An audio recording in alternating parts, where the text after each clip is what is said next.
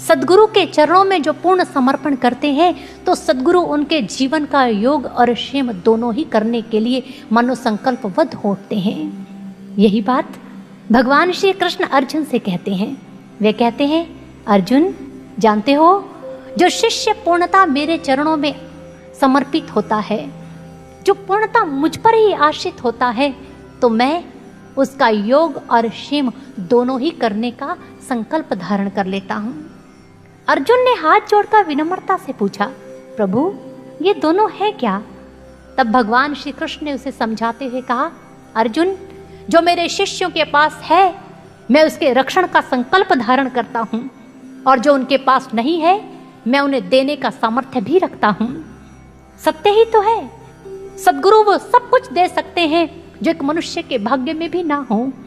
जानते हैं वे ऐसा कैसे कर पाते हैं?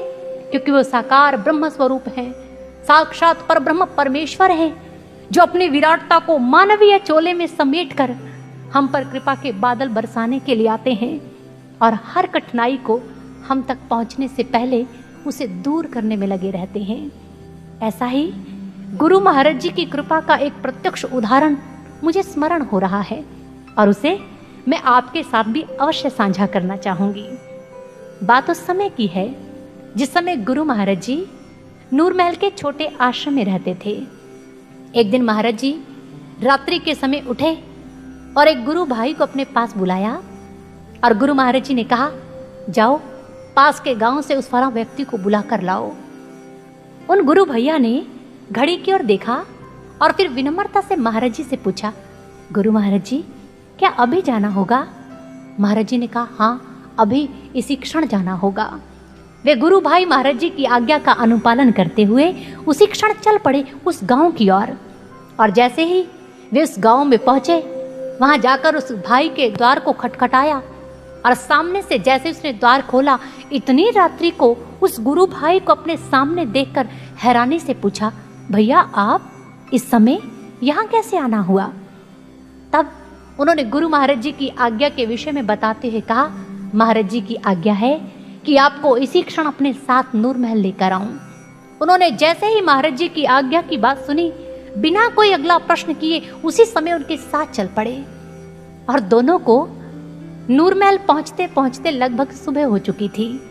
और जैसे ही वे आश्रम में पहुंचे तो देखा कि गुरु महाराज जी आंगन में ही सैर कर रहे थे। दोनों ने आकर गुरु महाराज जी के चरणों में प्रणाम किया और जो नूरमहल से भैया उन्हें लेने के लिए गए थे, उन्होंने महाराज जी से कहा, महाराज जी आपकी आज्ञा के अनुसार मैं इन्हें अपने साथ ले आया हूँ। महाराज जी ने मुस्कुराते हुए दोनों को देखा और अपने हाथ आशीर्वाद की मुद्रा में उठाते हुए कहा, अब सब ठीक है, तुम दोनों जा सकते हो। दोनों महाराज जी के वाक्य के पीछे के रहस्य को तो नहीं समझ पाए, किंतु आज महाराज जी की आज्ञा का पालन करते हुए जाकर अपने अपने कार्य में संलग्न हो गए। कुछ ही समय के पश्चात वो गुरु भाई भी अपने गांव की ओर लौट गए। किंतु जानते हैं, जैसे ही वे अपने घर पहुंचे और जाकर देखा कि जिस कमरे में वो रात को सो रहे थे, उनके जाने के पश्चात उस कमरे की छत गिर चुकी थी। यह देखकर मनो भावुक हो उठा और उन्हें समझते देर न लगी कि हो ना हो महाराज जी ने मेरी मृत्यु की आहट सुनकर ही मुझे अपने पास बुला लिया था, ताकि ये मृत्यु मुझे अपना ग्रास ना बना पाए। हृदय भावुक हो उठा और दौड़कर दूसरे कक्ष में लगे महाराज जी के स्वरूप से जाकर लिपट गए।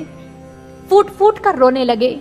आज मुख से कोई शब्द नहीं निकल रहे, किंतु हृदय बार बार धन्यवाद कर रहा है अपने जीवन दाता का। और आज हृदय गुरु कृपा को पाकर मानो यही कह रहा है, महास्रोत व करुणा का क्या हिसाब लगाओगे? अनंत बहती गुरु की कृपा कभी गिन नहीं तुम पाओगे। ममता समता रख हृदय में, प्रेम लुटाया भर भर के, पाप पुण्य की गठड़ी न खोली जो आया उनके दर पे। करुणा के तराजू में रखकर कर्म सबके तोल दिए, दया दृष्टि डाली जब भी कृपा के बांध खोल दिए। तुम गागर और वो सागर नहीं और छोर मिन पाओगे। अनंत बहती गुरु की कृपा कभी गिन नहीं तुम पाओगे। अनंत बहती गुरु की कृपा कभी गिन नहीं तुम पाओगे।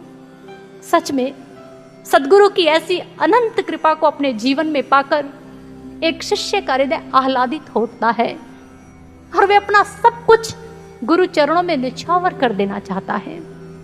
ऐसे ही भावों को एक बार एक साधक ने गुरु महाराज जी के चरणों में रखते हुए कहा, महाराज जी, जब से आप हमारे जीवन में आए हैं तो हमारा तो सौभाग्य जग गया, हमारा जीवन धन्य हो गया आपको पाकर। जानते हैं, आपके आने से हमारे जीवन में बहुत कुछ घटित हुआ, बहुत चमत्कार घटित हुए। आपकी अनंत कृपाओं को पाकर हम धन्य हो गए हैं और अब मन चाहता है कि आपके लिए कुछ करें जिससे आपको प्रसन्नता मिले। तब गुरु महाराज जी ने कहा, सच में अगर मेरे लिए कुछ करने की अभिलाषा रखते हो, अगर मुझे प्रसन्न देखना चाहते हो, तब तुम्हें एक कार्य करना पड़ेगा। उन्होंने झट से पूछा, महाराज जी शीघ्र बताइए, मुझे क्या करना होगा? मैं वे सब करूंगा जो आप मुझे करने के लिए कहेंगे। महाराज जी ने कहा, तब बस एक कार्य करना, जिस अज्ञानता की खाइयों से मैंने तुम्हें निकाला है, कभी दोबारा उसकी ओर मत लौटना। आत्म जागृत होकर जीना, सदैव अपनी आत्मा को सुरक्षित रखना और याद रहे, सदैव अपना संपर्क मुझसे बनाकर रखना। जानते हो, जो मेघ सागर के साथ अपना संपर्क बनाकर रखते हैं वही अंत में बरसने वाले मेघ बन पाते हैं।